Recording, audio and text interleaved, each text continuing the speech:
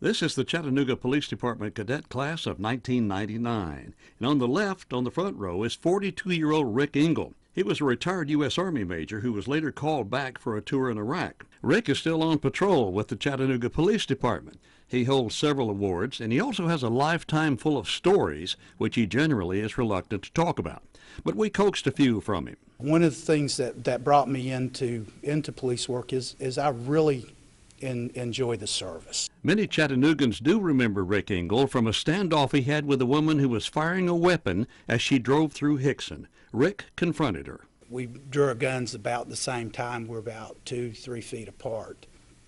And she pointed her gun at me, and I pointed my gun at her.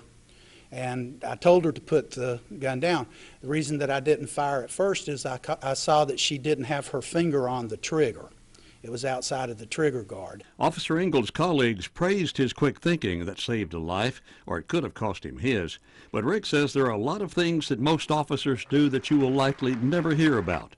He frequently reaches into his pocket to help those he meets. I'm not the only officer that does that. I mean, you can get with any other officer on the department and ask them, and they can tell you about the time they bought shoes for a homeless person, or they bought a meal for a family that was stranded, or, you know, any number of things. And it's the little things that people never see that, I'm telling you, I work with a great bunch of guys. Well, I can tell you what Rick does, he doesn't do for the money. He does it because he has a passion for the job. It's a token of our appreciation of all the good work that you did. So congratulations for thank you. First Responder of the Month. At Wedmark Keith, we are so proud of this month's First Responders winner, but we are also proud of the hundreds of other first responders who are out there working every day and every night to protect us and our families.